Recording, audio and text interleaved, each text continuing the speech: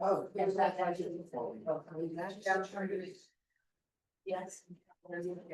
Yeah, but then, yeah, okay, I didn't turn the That's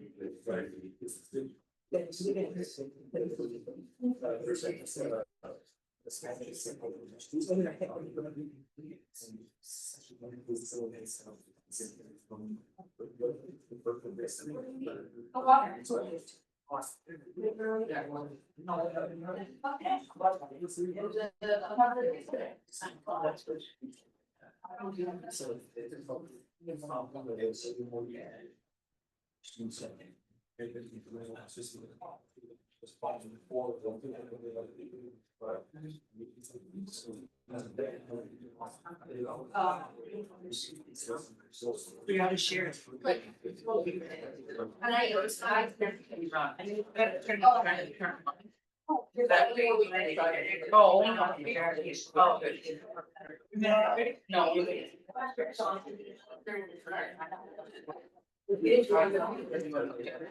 Hi, sorry.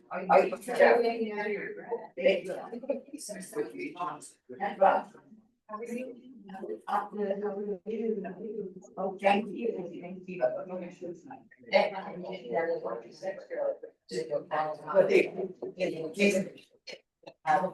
The time is 6:30 p.m. and I call to order the regular school district board of trustees.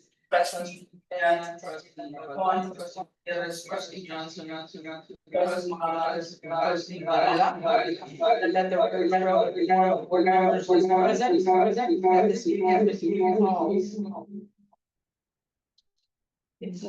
It's me. And that notice of this meeting is in accordance with the Texas Government Code and supplied by.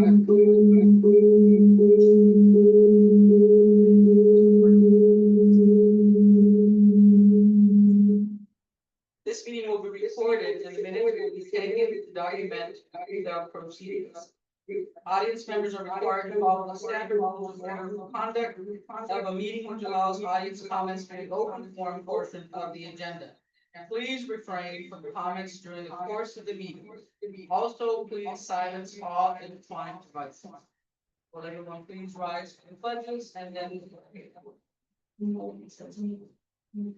I did the flag of the United States of America and to the republic which stands one nation under God, indivisible, liberty and justice.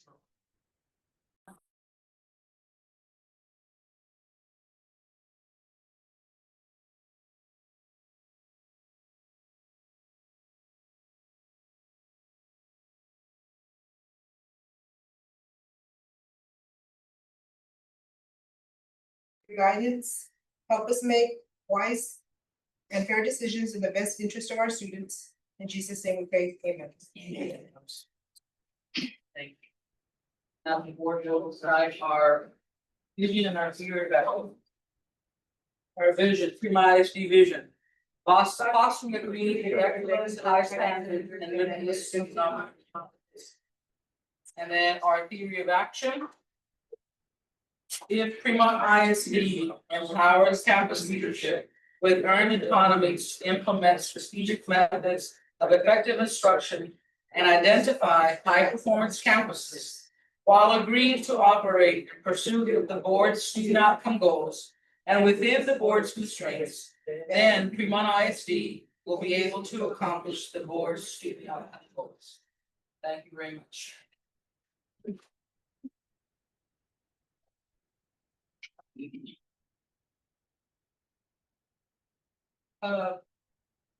Superintendent, Dr. Canales, to accommodate. Oh, I'm sorry, it was one, nobody signed it, thank you. Now we will start. To accommodate our visitors, I would like to move for consent agenda item 4E. Get out and have a discussion right before Lone Star Governance, but in order to do that, I need to have a motion. Madam President, I make a motion to pull agenda item 4E. Consider possible action to approve proposed property acquisition offered by the city of Premont for drainage fund project located at Northwest Third Street and Cora Street. Okay, motion made by trustee Gutierrez, right here, a second. Second. Okay, seconded by trustee Falcon. All in favor? Trustee Pena, trustee Falcon, trustee Gutierrez, trustee Johnson, trustee Morales, and trustee Barrera. Motion passes. So at this point, we will have the two gentlemen who actually met with Dr. Canales and a couple of our board members, not too long ago. So I'm sure that some of the board members have questions for this project. I myself, I don't know everything about this, but I'm hoping, I know that trustee Gutierrez will actually kind of take the lead on the discussion for this. So do we want to go ahead and start or? Well, or So we have Julio Macias and Kevin, and they're here to talk to us tonight about the project and answer any questions that you might have, but we'll let them kind of do a presentation. So much for having us, President and school board members. My name is Julio Macias. I'm the project engineer for the city of Premont. So it's flood mitigation project. What this entails is an underground drainage system underneath Northwest Third Street.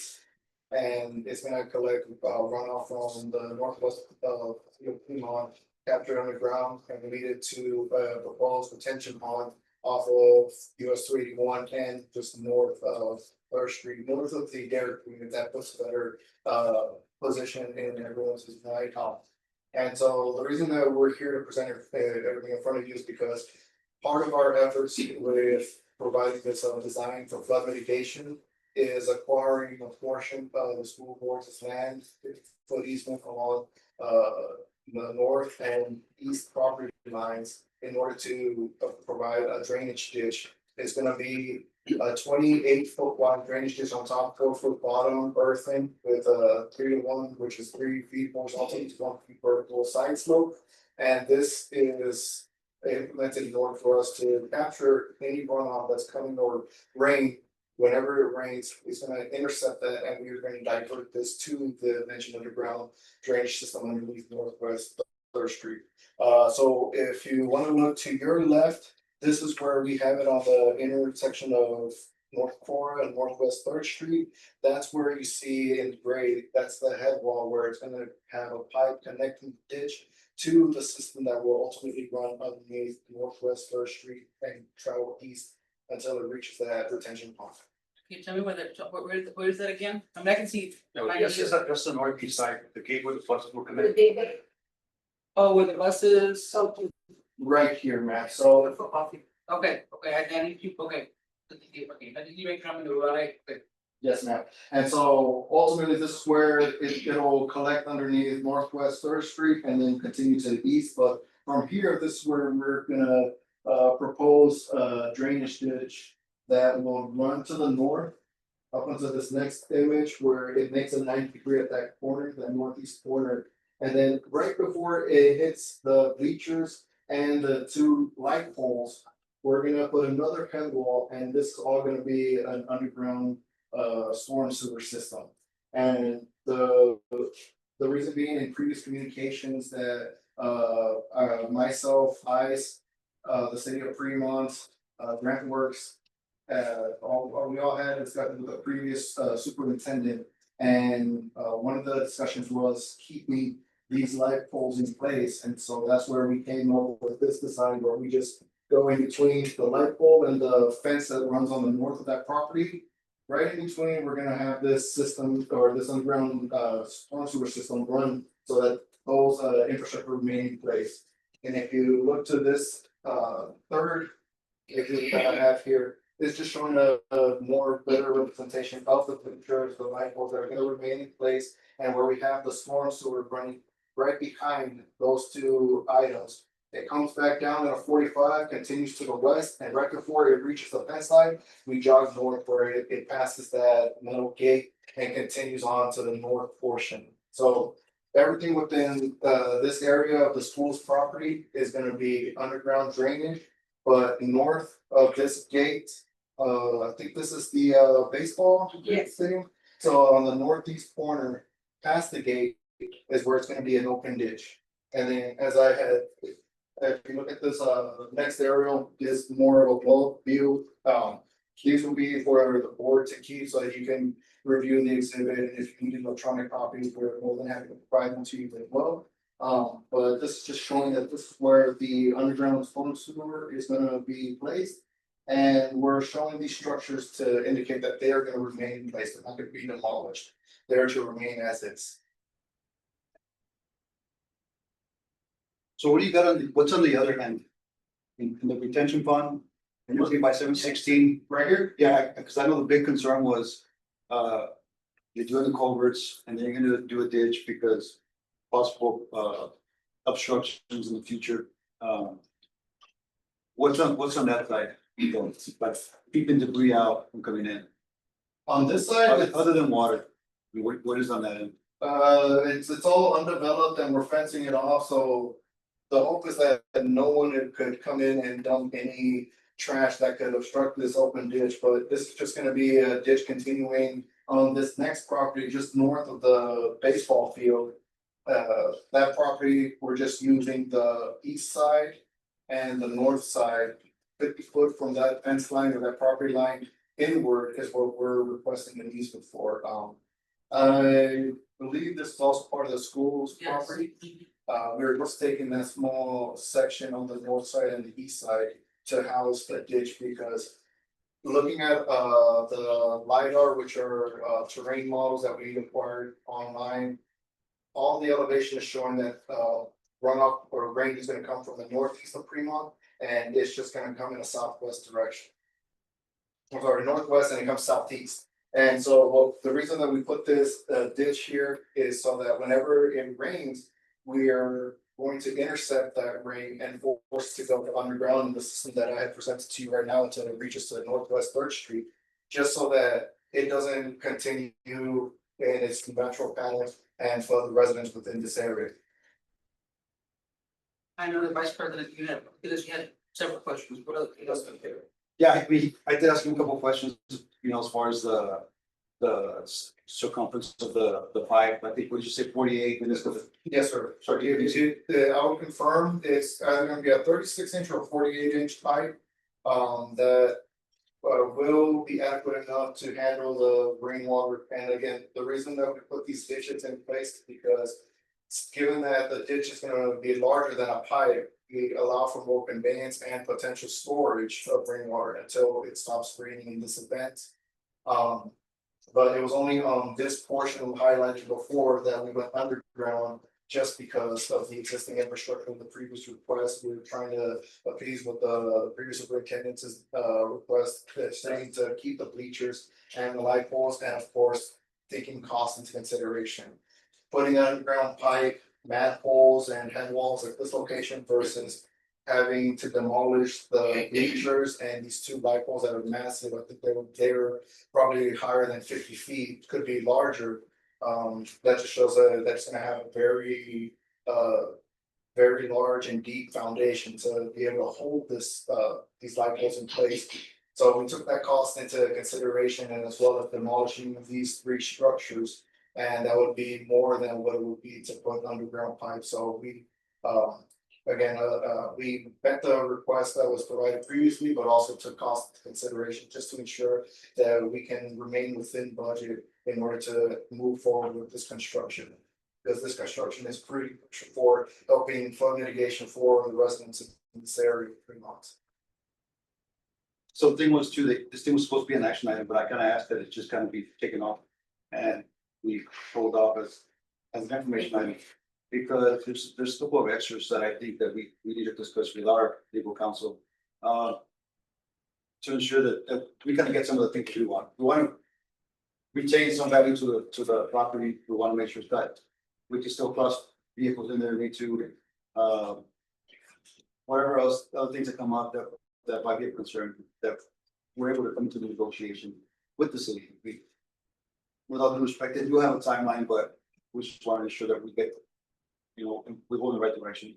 So once we come to that consensus, with us and legal counsel, and they go back and forth, we hold special meetings to kind of ensure that they do retain their timeline. Well, we can call a special meeting after we hear from our attorneys and get our questions answered. Because right now the acquisition, the offer, the price is what, It was 18,643. 18,000? Yes. So I went out there, also, a couple of us went out there just trying to get a visual, how much of the property. As far as what's the first one? The one right after the last one. So that's the old restroom right there, and then the old snack bar over there. Right. So you see that pipe, and I was like, so is that gonna get demoed? This is no, there's gonna be a pipe running under, it's still gonna be maintained by the school. So when you get to this other section over here. Right there, that past the, just east of the visitor site, the bleachers. Right about right there is when the ditch is gonna start. It's gonna be, he said, 4 feet down. 20 to 30 feet wide, and it's gonna be fenced off. So that little section right there you're seeing, we're gonna have about maybe a 10-foot section where people can actually walk if we decide to retain the property. And then the same is gonna go all the way till you get to like the nursing home road. But the rest is gonna be fenced off. And I was, kind of like, okay, well, what about if we want to bring about something down the road? You can still use it, put a culvert, we can still pass over it, things like that. They have it fenced off, nobody falls in there. Yes, and so again, based off of the original design, we're gonna put a fence just right next to the existing fencing that is going off of Cora Street. But we will look into the bid and see if it's allowable to have this fence match up with the existing one inside to the gate, and also if allowable, we can potentially design a driveway here with a culvert, just a pipe underneath, just so that it connects the ditch from one end to the other, but it still allows for vehicles to cross through this area. Because I do recall that this was one of the crucial questions that were asked before, which is why we were more than happy to come and present to you the board that this is a possible solution for that question of access inside of Florida Street. And also the other things, I'm not saying we're gonna keep the property, it's just to kind of maintain some value to it. Yeah, so I know. I have a question over here on this one. Yes, ma'am. So, maybe I was dreaming it or what, but I thought it went, the back end of the property went west.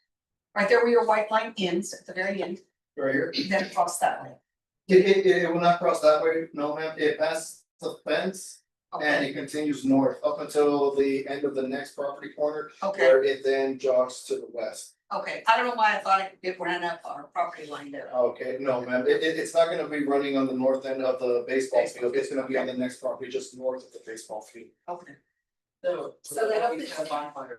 So that open ditch to the north. It's gonna go up to our property line and it's gonna go west. Correct. It will still be within the school's property. Right. We're just requesting 50 feet from the north fence line south, that segment of land, and then 50 foot from the east property line.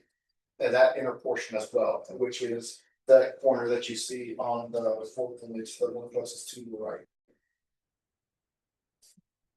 Okay, and I even brought up the question like, what's the whole purpose of this, flooding around here, we'll see it.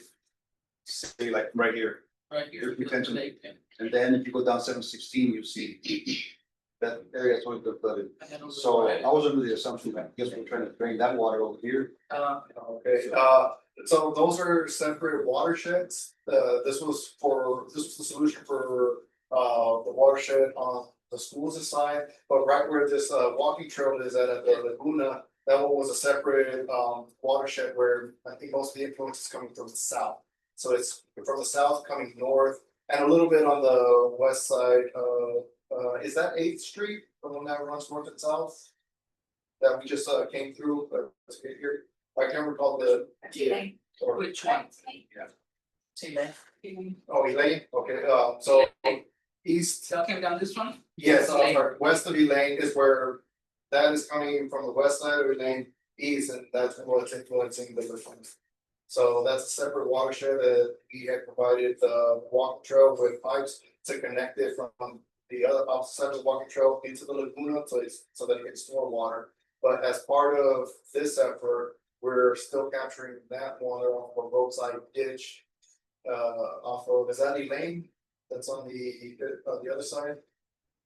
Sorry, I'm not too familiar with the roads yet, I just know, This one's Elaine, this one right here, right? Okay. Goes all the way down, that's Elaine, yes. and this one's Cora, Dolores, no, Cora, Cora.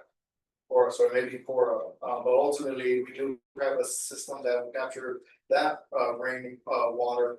And channel to the same system that I mentioned off of Northwest Third Street, but it's coming off of Fora and from the south end. So this will have this ditch pipe that we have as part of the schools, it's a property. This will help capture the runoff from the northwest of Premont, where all of that runoff is coming in the southeast direction, and that's where we're seeing a lot of the flooding based off of our models. And this, as he explained, is gonna go. They're gonna turn it down the Dairy Queen Road. They're gonna put culverts running to the retention pond over there by Yes, ma'am, so where the Dairy Queen is at, Yeah. that road, Third Street, from that end all the way to Cora, that's where we're gonna put an underground drainage. It's gonna be a series of 48-inch pipes and box culverts ranging from 5x4 to 8x5. So it's just gonna be a series of pipes that are gonna be underneath Northwest Third Street. And it's just helping to capture all this runoff from the school's property to Bernice and Agnes. And we're capturing a series of inlets to channel everything to Third Street and have it run east up until it reaches Dairy Queen where it continues. So from 281 all the way. Yes, from 281 to the west, this is where this system is essentially mitigating flood. so this is gonna prevent the old nursing home and the homes behind that from flooding. Yes, ma'am. That was the intent of putting this ditch to intercept that runoff, so it's not continuing over that. It's gonna have to go through this ditch before it can continue on, and so we're gonna eliminate the ponding and flooding that occurs in this area.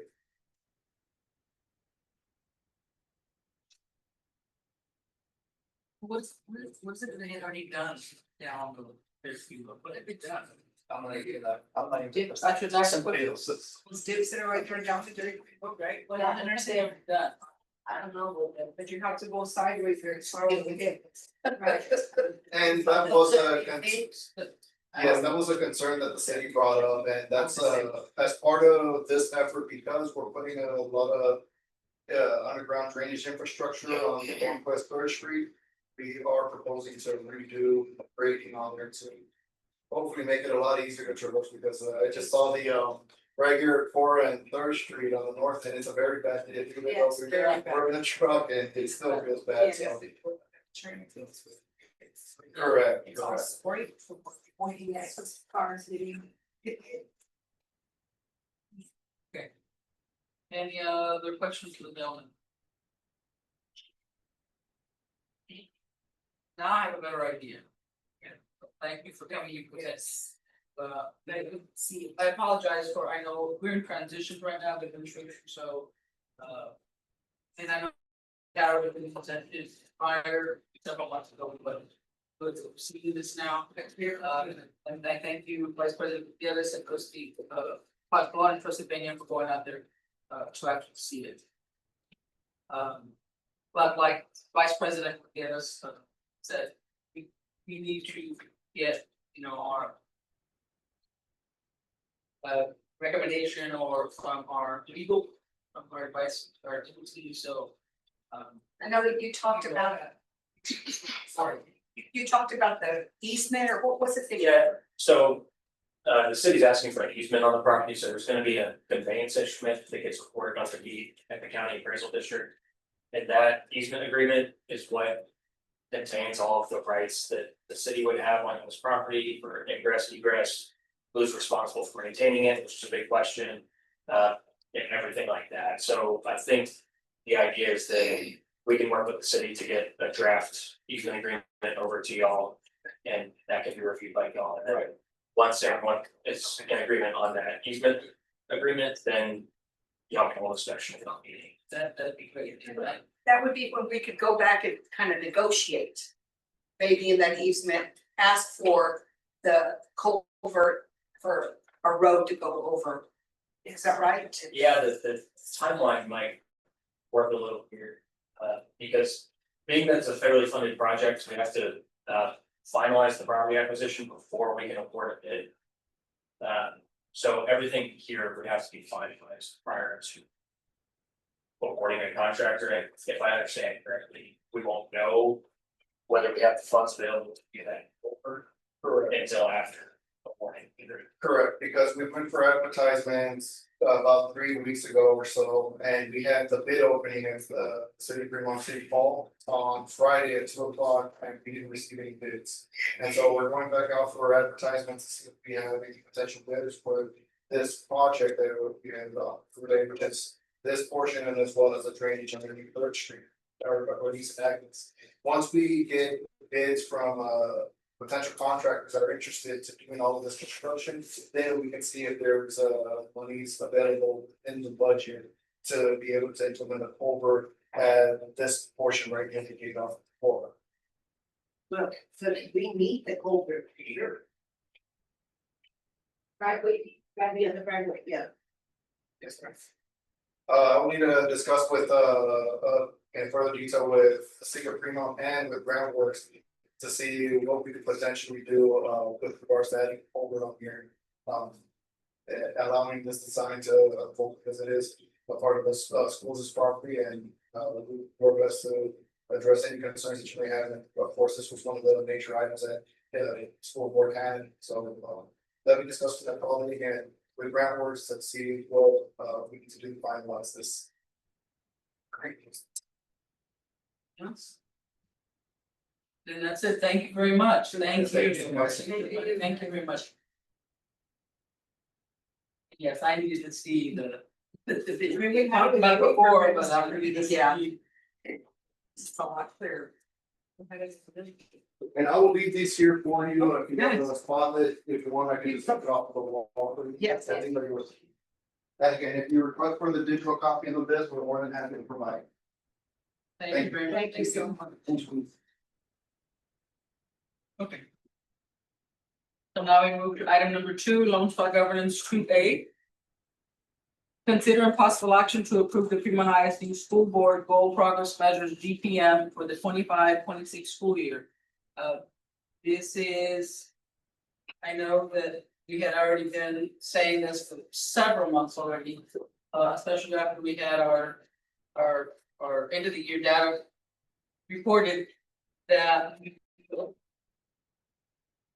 the GPM needed to be updated, so this, I hope that each one of us took the time to read through all the different proposals or updates. So this is again in line with district's House Vote 3 board goals and Lone Star governance framework. Implementing the developed goal progress measures to track do not come to monitor progress toward the established board goals. These measures are designed to provide objective measurable indicators for early literacy, early mathematics, CCMR, and STAR. So at this time, Dr. Gonzalez will make the presentation. Oh, on this, well, they're just the ones in red that are on pages 5 through 7, those are the updated GPM.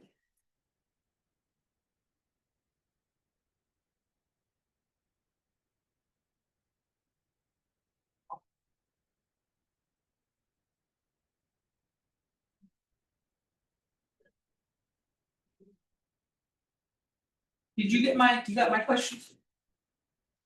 Or, no, or, I don't, I can't hear you in the phone. Yeah. Sorry. Because, yeah, I don't know if you. The data presentation's coming up. Yes. So these are the ones that you were proposing, Right. that y'all need to review and see. And the previous ones, yeah, like, they were left there, we just. Correct. So the, Would you like for us to read them? I can read it. Oh, yes, I can read it. Okay, so for goal 1, early years literacy. GPM 1.1.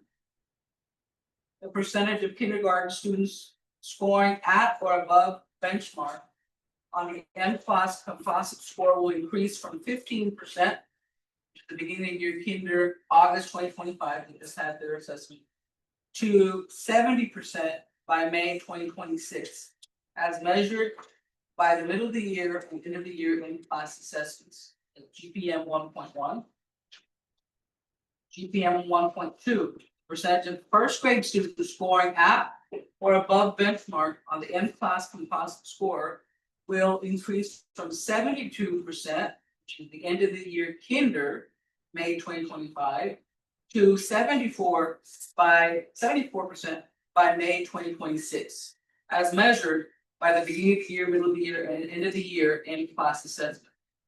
And GPM 1.3, the percentage of second grade students scoring at or above benchmark on the M-class composite score will increase from 53% end of the year first grade, which is in May 2025, to 55% by May 2026, as measured by the beginning of the year, middle of the year, and end of the year M-class assessment. So if you can see, we are going from 3 GPMs, from 2 to 3, and they have been. They're a lot specific, they're more specific now, we have achievements first, and second.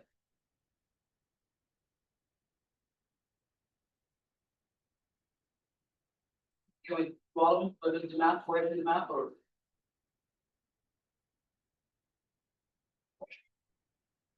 Okay, then we have house, goal 2, early years mathematics. Our new proposed GPMs, GPM 2.1.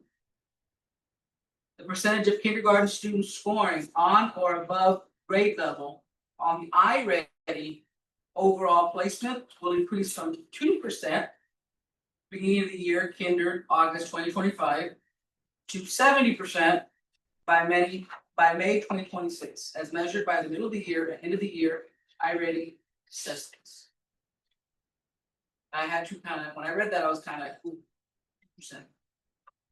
2.2, the percentage of first grade students scoring on or above grade level on the iReady overall placement will increase from 70% end of the year kinder, May 2025, to 72% by May 2026, as measured by the BOY, MOY, and end of the year iReady.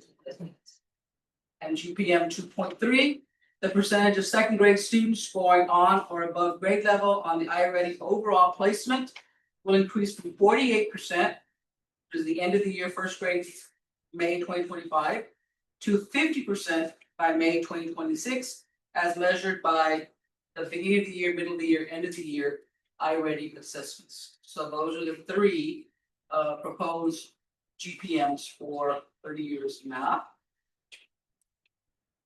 Moving down to goal 3, the CCMR.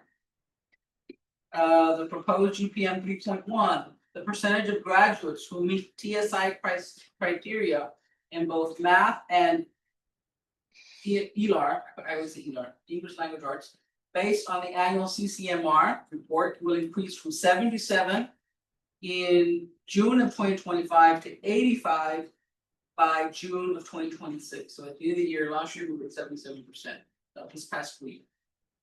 GPM 3.2, the percentage of graduates who meet the dual course credit criteria based on the annual CCMR verifier report will increase from 60% in June of 2025 to 75% in June of 2026. So we have 2 proposed goals for goal 3. Goal 4, student performance. This one really changed. GPM 4.1. The percentage of students in the special education population in grades 3 to 5 will score at the meets or master's level on the STAR math assessment will increase from 9% in May of 2025 to 11% in June 2026, as measured by the official STAR accountability data. 4.2, the percentage of students in the special education population in grades 3 to 5 who score at the meets or master's level on the STAR RLA assessment will increase from 11% in May of 2025 to 13% in June of 2026, as measured by official STAR accountability data.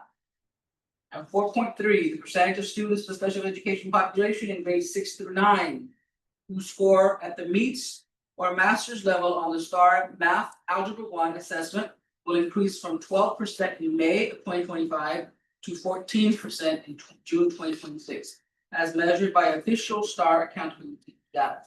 This one did change, and I do want to inform the board that these proposed GPMs, administration worked closely with Dr. Vamos with CUPO, so they were administration, especially Dr. Gonzalez, a lot of contact with Dr. Vamos in updating our GPMs.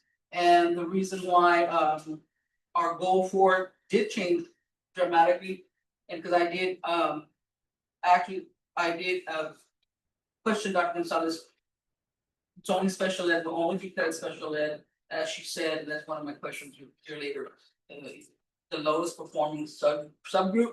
So remember when Cinto has come and given us, we've done workshops with him. Other schools do a lot of subgroups and we hadn't done that. Well, this is what this is. Am I wrong? Did I miss anything? So I just want the board to understand that they did a lot of work in providing our proposed GPMs, and they are, yes, we're gonna have to go back and relearn. I think they're a lot better at reading. It's the special ed numbers, yeah, that's. Is that it for that one? That's for the full project. For the whole progress measures. So is there anything that we should be adding? Or do any of you? There was a question, Okay. that wasn't addressed on here, on the page that I gave you, because it was from the board policies rather than the data that we're gonna be presenting. Or kind of was, but the question was, why did in kindergarten and GPM 1.1, we go from 15% to 70%? That was a big jump. And I think you had previously asked this before I presented this, and it was because, with this data, particularly for kinder, we did our baseline at the beginning of year test this year, rather than using last year's data, because last year's data for kindergarten was a completely different assessment. Okay. So in order to be comparable, we did the beginning of year assessment this year, took that data. And then we looked at the history, and usually in kindergarten, they average around 70% by the end of the year. So we're hoping this cohort of students also falls within that 70% for reading and MCAS and then I-ready as well, because the I-ready was from 2% to 70%. So that's why there's a big gap, and I think that was a question by trustee Pagwan. Thank you.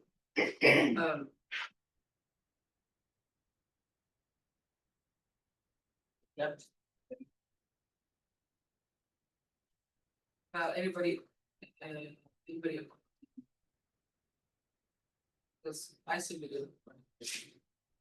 Yeah, there's more And- questions that I'll answer during the data portion. Okay. And we can always come back. Okay. Because we're answering those questions. So are there any other questions for item 2A? Not so we can.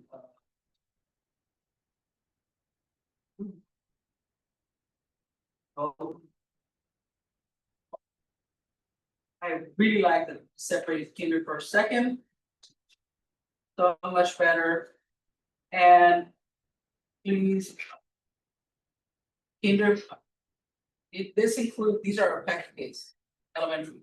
There is no more Montessori or Pekka, these are Pekka kids all together. So just remember that.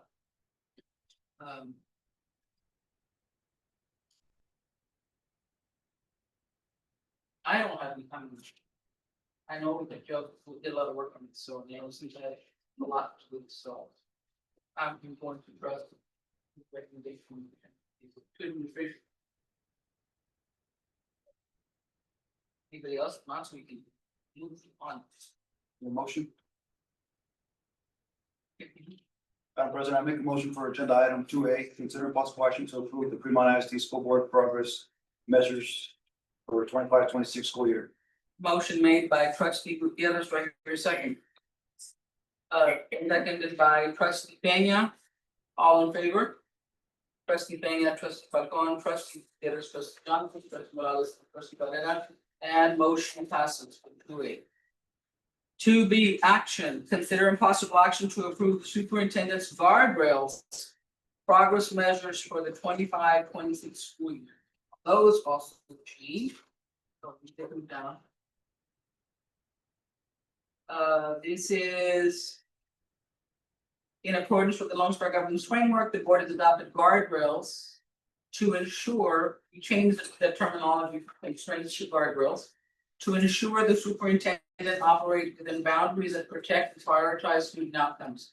To monitor the effectiveness of these guardrails, the administration has developed proposed guardrail progress measures.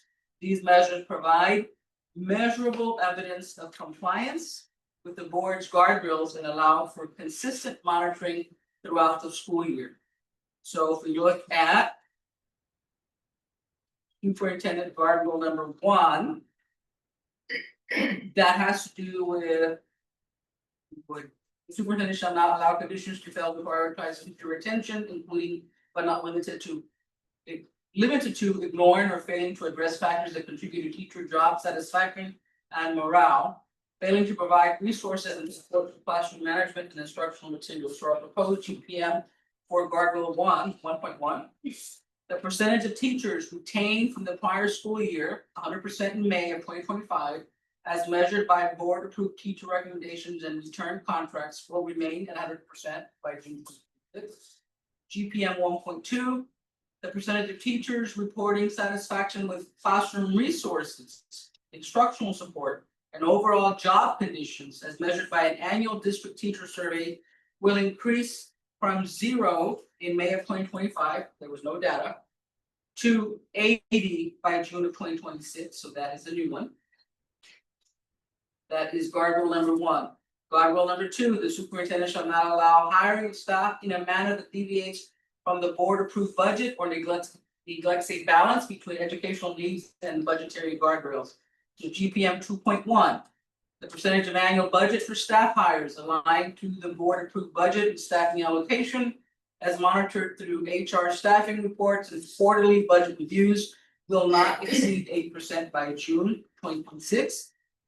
And 2.2, the percentage of core instructional classrooms maintaining effective student to teacher ratios within district guidelines and staffed with appropriately certified teachers as monitored through the staffing reports and certification records will increase from 0% in May, again, no prior data, May 2025, to 80% by June 2026. And I will be the first one to say, yes, that we definitely need to ramp up our certification teachers. Guardrail 3, the superintendent shall not allow the student to fail to identify, evaluate, and provide appropriate educational services to students who qualify for special education services under the Individuals with Disabilities, the Education Act, and any other applicable federal and state laws and regulations. 3.1, GPM 2.1, the percentage of students receiving special ed services in alignment with their IEP service minutes as documented in service laws will increase from 99% in May of 2025 to 100% in June of 2026. Wow, 99. So she can pull it off. GPM 3.2, the percentage of students referred to special education evaluation with parental consent who are evaluated within required state timelines, 100% in May of 2025. As monitored through compliance reports will remain at 100% by June 2026. And guardrail number 4, the superintendent shall not allow school facilities to fall below established safety and maintenance standards, GPM 4.1. The proposed, the percentage of district facilities will maintain compliance with state and local safety codes 100% by May 2025, as measured by inspection reports and audits will remain at 100 by June 2026. And 4.2, the percentage of classrooms and common areas meeting district standards for cleanliness and maintenance as measured by monthly inspections and annual surveys will increase from 0% in May of 2025, no prior data, to 85% by June of 2026. I'm glad you put this one in. I will tell you just to inform the board. I did a brief walkthrough at the elementary Friday with Dr. Canales, just walking, and I will tell you that she's looking right away. She pointed to things that were not clean. So thank you very much. Yes. I mean, moving in that direction. look, so that's a good one. So thank you. I know that this has been an issue. But now it's one of our guardrails. And guardrail 5, one of our GPMs, constraint guardrail GPMs. Guardrail 5, superintendent shall not allow superintendents and truancy issues to go unaddressed or neglect to implement proactive strategies and interventions aimed at engaging students and reducing chronic absenteeism. And our proposed GPM 5.1, the first one, the overall student average daily attendance percentage as measured through Dean's report will increase from 91.94 in June of 2025 to 93 by June of 2026, with monthly updates provided to the board. And GPM 5.2, the percentage of students identified for attendance interventions, for example, parent contacts, mentoring, home visits, attendance contracts, who received documented follow-up support as measured through attendance intervention logs and campus enforcement will increase from 0% in May of 2025, no prior data, to 95% by June 2026. And these are your proposed superintendent guardrails. Any questions or comments on these proposed guardrails? Yes, we. Okay, but I hear you, your motion. Madam President, I make a motion for action item 2B, to consider possible action to approve the superintendent's guardrails progress measures for the 25-26 school year. Motion made by Trustee Gutierrez, second. Push. Seconded by Trustee Peña. All in favor? Trustee Peña, Trustee Falcon, Trustee Gutierrez, Trustee Johnson, Trustee Morales, Trustee Varela, and motion passes. Item 2C, action, consider impossible action to approve the Lone Star Governance monitoring calendar for the 25-26 school year, and there were some updates on this one. It's very similar to what we've been following. That the calendar is a multi-year schedule that describes the months during which student outcome goals, constraints, and progress measures are reported to the board when leadership evaluations are conducted. So you will see our monitoring calendar for this school year. Any questions on this one? And we have our next board self-evaluation in November.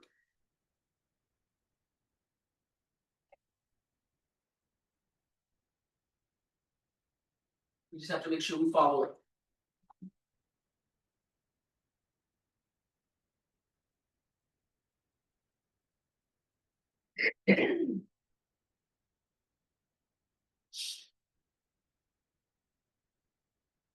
Questions on the monthly calendar?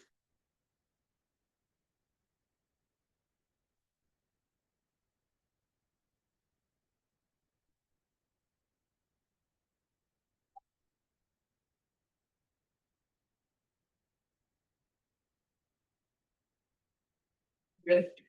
Yeah. Okay. Right here, move. Yeah, Madam President, I make a motion for action Agenda item 2C, consider possible action to approve LSG monitoring calendar for 25-26 school year. Motion made by trustee Gutierrez, do I hear a second? Seconded by trustee Barrera. All in favor? Trustee Peña, trustee Falcon, trustee Gutierrez, trustee Johnson, trustee Morales, and trustee Barrera, motion passed. Item 2D, action, consider possible action to approve the September goal 1 early years literacy GPM 1.1, 1.2, and 1.3 beginning of the year M class, and this is the one where you have questions, right? Yeah. So yeah, the first round of data, first set of data for the year. Thank you, and thank you for approving those goal progress measures, because we did the data presentation based on those goal progress measures, but we would have still presented some data regardless. So as you see here on this slide, it's just a repetition of the goal progress measures that y'all just approved. So on the next slide, we'll start with the first one. The percentage of kindergarten students scoring at or above benchmark on MCAS will increase from 15% at the beginning of the year to 70% by May 2026. So what you have in front of you or on the screen, our baseline, like I said, we didn't have anything comparable for our kindergartners for this year, so we used our beginning of the year as a baseline, and they scored 15% their composite score. So by the end of the year, we have 70%. With the middle of year, the target goal would be 50%. So that would be goal 1.1, our kinder students. Moving on to the next slide, GPM 1.2, our first grade. Now this data we took from their end of year M class, comparable to it's the same assessment. So we took their data that they ended in kindergarten, and they had a baseline of 72%. So last year, at the end of the year as kindergarten, they scored a 72% overall. This year, at the beginning of the year, they were at 25%. By the end of the year, we hope that they reached 74%, with the middle of year target 50%. 25, 50, 74 quarters. Yes. Similarly, goal progress measure 1.3, same assessment. 53% was their baseline that we used. That was their end of year first grade data. This year, at the beginning of the year, they scored 42%. We're hoping by the end of the year, they are at a 55%. So the middle of year target will be a 48%. So next time we present this data, our target will be 48%. So there were few questions on 1.1, 1.2, 1.3. I did put the responses, I handed them out to you. Based on beginning of year data for these three GPMs, they're currently not on track. What different inputs have been implemented this school year to ensure necessary growth to meet individual outcomes for the three grade levels, which are 70%, 74%, and 55%. So we did list a few. We have a different early childhood coordinator this year on campus. Was due to staffing changes. So our early childhood coordinators already been in classrooms and meeting with teachers. We have after school PLCs. We're gonna have them more consistently this year. Coaching from Engage to Learn. I know we had brought that name to you before. We are contacting them to help us support with the implementation of our curriculum. Teachers are using internalization protocols to strengthen curriculum planning and lesson delivery. In addition, different type of master schedule will bring back an hour of enrichment where students get pulled out for different services. And also, I know we mentioned this previously, but it is a different input than it was last year. Our kinder and first grade classrooms are now self-contained. And we also had to switch our second grade master schedule around. So now the second grade, there's two teachers teaching RLA and social studies, and two teachers teaching math and science. So they rotate between two different teachers instead of a tri.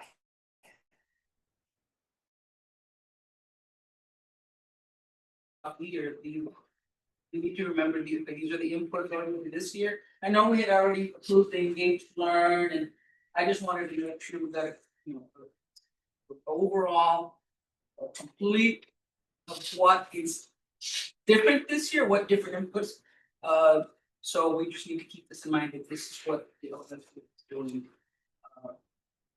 Different, yes, I'm really happy with you. Transitioning to self-contained. And I think we answered the question to this one, we'll have the kinder from 15% to 70%. There was another question. On GPMs 4.1 and 4.2, which we didn't present data on, but this is still under the LSD portion. For GPMs 4.1, 4.2, and 4.3, the sped population, which has increased with our targeted subgroup. What is the dyslexia percentage of our sped population? So there's two parts to this question, so. I mean, that one I was kind of. I mean, I didn't So do you it. have the data in front of you and the total number of elementary students that are sped is 130 students. The programs, out of those 130, 67 are dyslexic, and so that's a total of 51.5% of our special education students that are dyslexic as well. And it is Miss Banthu did break it down by grade level, so these are the percentages of dyslexia students that or SPED students that are dyslexic. And these are all challenges that are challenging for the students, challenging for the teachers, challenging for getting those scores. It is, and I think You're working on it. Yeah, and I think I know I questioned the whole special ed, but now I see it now as I study this, I'm getting it. And I get this question on dyslexia because I've been reading, of course, and I do work with dyslexic students. And I do see, students who struggle. Students who have dyslexia, who have difficult time writing or blending the phonemes. So I know that because our numbers are high, when I speak, that I have to somehow, is that one of the reasons why our sped academic performance is low? Is it? I guess what I could have asked is how many of our special ed kids, how many are only there special ed because of dyslexia? That is a question I think I could have asked. Because some of these 51%, are most of these kids, are they in special ed other than for learning disability or other health impairment? Most of these kids, Majority of them are I wouldn't say only dyslexic, because a lot of them have learning disabilities, yes, they have it in reading, but then they also have it in math or language or writing. Some of them are other health impairment because of ADHD, some of them are autistic and they are dyslexic, you know what I mean? So there's a lot of, conditions that they have, that it's not only one thing that attributes this to their performance, it could be a multitude of things. and I see that with kids that I work with, some of the kids. Yeah, so there's very few, honestly, that are just dyslexic. They only have a disability basic reading skills, so they're dyslexic. There's just a handful of those. Other than that, majority of them are. Have other disabilities, yes. And that's what I kind of figured that. And it's not that we are ignoring the other subpopulations, it's just that 9 times out of 10, when we have like special ed hits several different populations. We have a high population of Hispanic in this district. So, when we have special ed, Hispanic isn't going to be far behind on the scores. And the other one was eco-dis. Economically disadvantaged, that just about hits everybody, it's everybody. So it's not that we're ignoring those other pops, we are looking at them and monitoring them. It's just that when we look at the score, the data that the state has provided us, we need to monitor special ed. Yes. Because we've hit it low 3 years in a row. So that one is up. So we have to really concentrate on it. And of course, the others are like 1 or 2 years that they've been hit. But if you make it 1 year, your count starts over. So, Yes. but special ed it's at 3. So we have to really monitor for this year. That's good. I'm glad. I first had questions of like what, as I was studying as I was getting prepared, I see it, I do see it, and because I do work with kids with dyslexia who have other learning disabilities, I can see it, and I know. Okay, go on. So that was the elementary data, and then the high school data, there's 127 students in the program, and out of those 127, 54 are dyslexic. So 42.5% of the high school population that are in SPED are in this are dyslexic. And then once again, similar like the elementary, this is broken down by grade level. And the second component, or the second part to that question, did the performance of our dyslexia students attribute to the change to the dyslexia curriculum? So before we decided, we didn't have all the results yet, because there was already movement happening, shifting, staffing towards the end of the year before we had the data. And we knew our population was growing, so it wasn't just because of data that we changed the program, changed the curriculum. So the need for additional dyslexia teachers and staffing changes contributed to the change. We did want everybody trained, everyone has to be trained in the same program, so we had over the summer 3 staff members, and then one came in a little later. When she was hired, there was a total of 4 staff members that were trained under me by site. So now all of our, excuse me, elementary teachers that are teaching dyslexia all follow the same curriculum. And they were all trained, and it's just more consistent across the campus with the program they're using. I do want to give a shout out to Ms. Gansu, the campus administrator, the dyslexia teachers. It is, as you can see, the numbers are high and all these students need services. Yes. So they're very strategic, and when these students get services, that our enrichment program is built into the master schedule. That's one of the places they go to first to pull the students that need these services. Because it's very difficult, because we don't want to get them from any of their tier 1 instruction either, because it's important that they're in the classrooms during tier 1. So it's a puzzle to get all these students proper services. I believe it. And so they did a great job, and it's continuous. I mean, it's never ending, master schedule changed last week, the week before, and here we go, we have to change. Groupings and when we students and whatnot, so. It's sent through the administration and the elementary, and the teachers have done a great job. Taking care of that, and already starting with services. Alright, on working school districts and pulling them, now I'm only working with one, but with both of them having to pull them out of me. It was heartbreaking for those kids, and one of them is PE, but actually this year, the schedule is a lot better, the superintendent did a fantastic job, he said, okay, Ms. Johnson, you can work with them at this time, so it's like. So I know it's, especially with for us, Premont ISD, there's so many. So, yeah, I understand. Thank you. So those were the questions for the goal progress measures. I think we stopped there. Did you have the? Yes, but that will be with the guardrails. Oh, okay, yeah, that's right.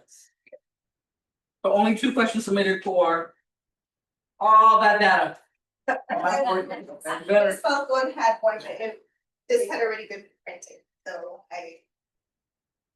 and it was similar, yes, it was similar. Okay. So. Do I hear a motion for item 2D?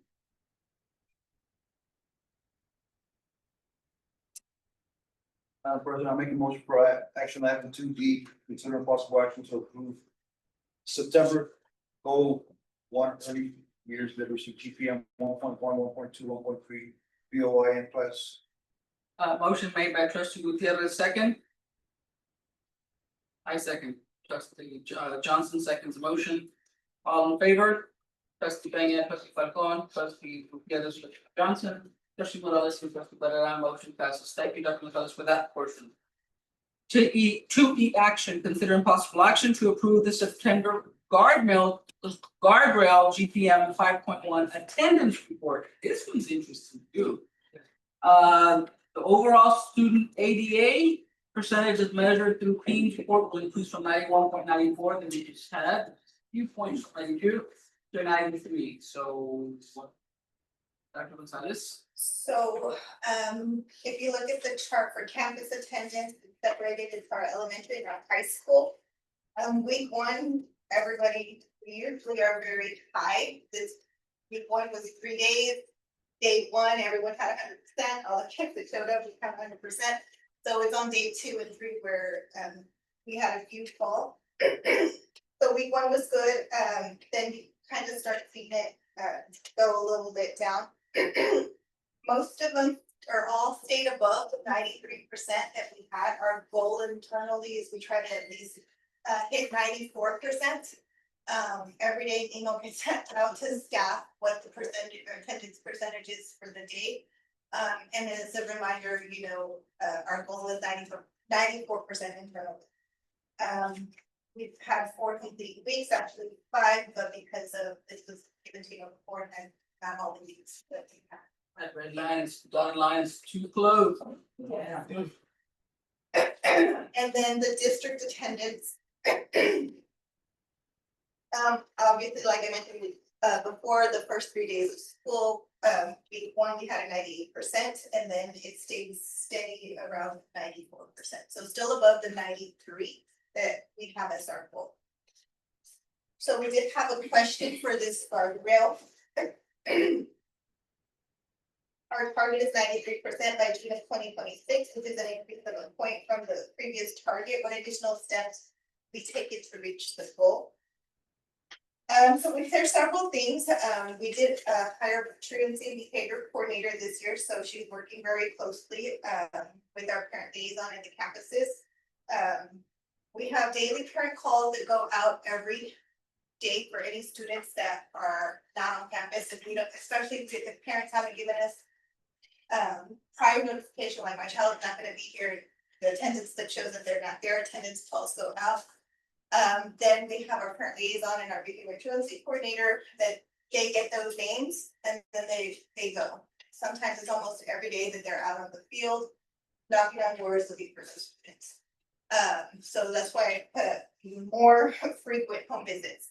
And then we also have weekly truancy letters that go out and attendance intervention plans that go out to every student. So I think once they have three unexcused absences, once again, the team goes out and they go knock on the door and they have to fill, there's an attendance intervention plan that they present to the parent has to sign on. Monthly attendance incentives, and then targeted support for struggling families, and then of course, like I mentioned, we have truancy behavior report. We did not do. And we have to do a shout out to those two Yes, ladies out there. it's like I said, I mean, almost every day, parent phone calls, home visits, they done a great job. It's a lot of work. Thank you very much. That's hard work. I know it. Love that too. And it takes a special person to be able, Yes, special people to be able to go out there and yes. interact with parents that, you know, are not real gun ho about sending their kids to school. So, and they do a great job. So they're tackling our special culture during Premont. It's a special culture. Is I've always said that. It's not easy. By all means. You know. People who are not familiar with Premont or not with Premont will come in. It's a small school, no big deal, it can be done. Just because it's a small school doesn't mean it's easy. So thank you for what you do, ladies.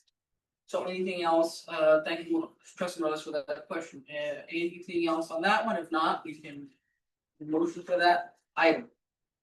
I make a motion to approve the September guardrail GPM 5.1 attendance report as presented by administration. Motion made by Trustee Morales, for your second. Second motion made by Trustee Peña. All in favor? Trustee Peña, Trustee Falcon, Trustee, the others, Trustee Johnson, Trustee Morales, and Trustee Padilla, and motion passes. A lot of Lone Star governance, but. It has to be done. I think the situation clear up, we have a situation to address here. And I think the key is gonna be making sure you hold our feet to the fire at mid-year, at when it, at MOY, middle of the year. Let's see how close we are to those targets, because that's what we're trying to hit, right? So that would be, in Pinto's analogy, it would be the basketball game halftime. That's right. And actually, this is, we. Premont ISD does not have a choice, because, I know the administration, Dr. Smells and Dr. Gonzalez and Dr. Braswell. Had a meeting with TA already to work on, to implement, has come for the board, the plan. To address, tech up. So. It has to get done. We have a parent meeting tomorrow night at 5:30, where we're going to present. Oh, yes, the public hearing before we will be here, but they're required to have a public hearing. So I hope we get. Parents. And Staff. it is what it is. It's unfortunate, but you know. Working on. We have to tackle it. Okay, moving on, thank you so much, administration. Item number 3, superintendent's report, 3A report information, comparison of revenue to funding year to date. It is in our packet. There is really no need from this is whatever to make any kind of, unless you want to, it's the beginning of the year, but I think we're good. Beginning of the year, so on the first page, we see the total revenue. Highlighted in yellow. And then the expenditures highlighted in.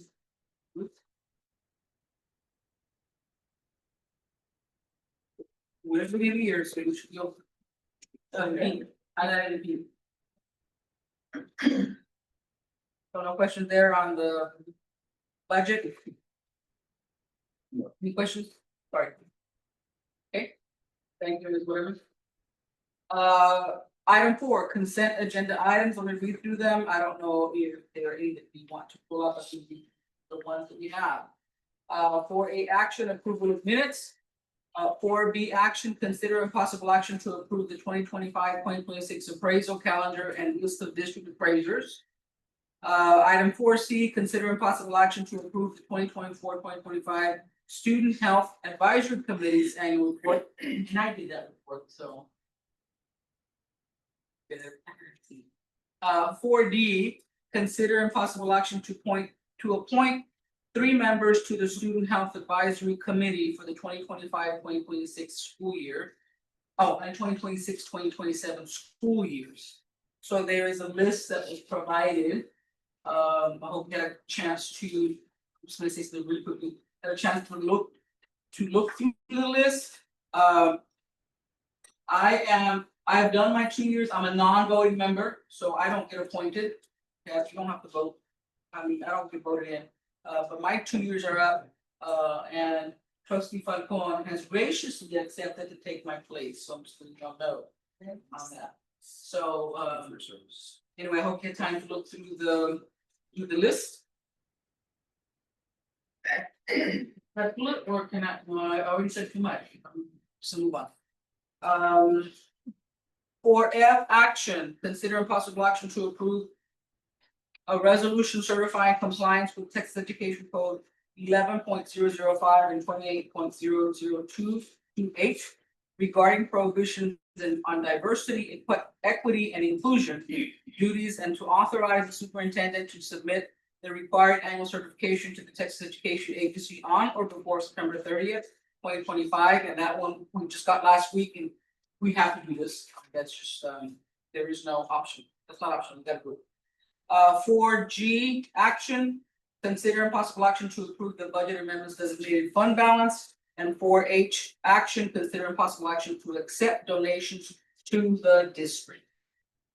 So those are all consent agenda items. Do I hear a motion to approve? As presented or as read?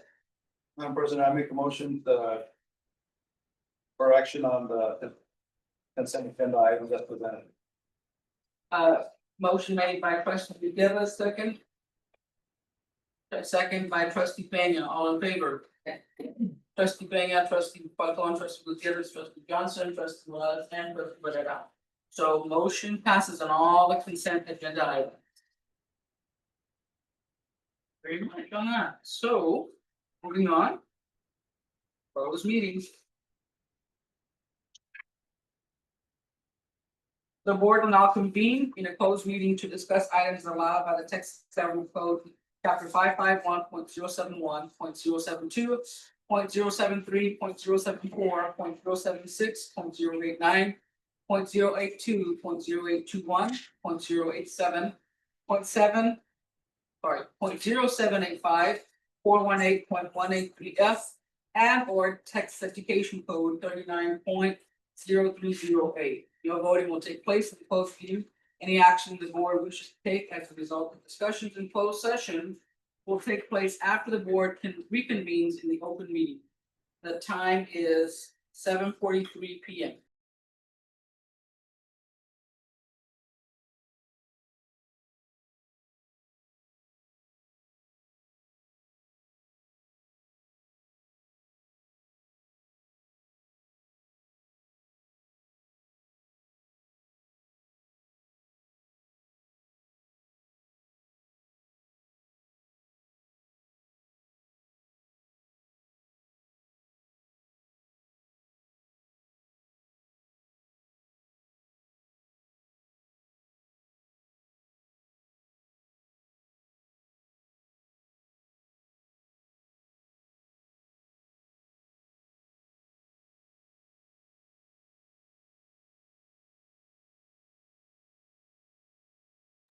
Take my place. I'm not seeking term.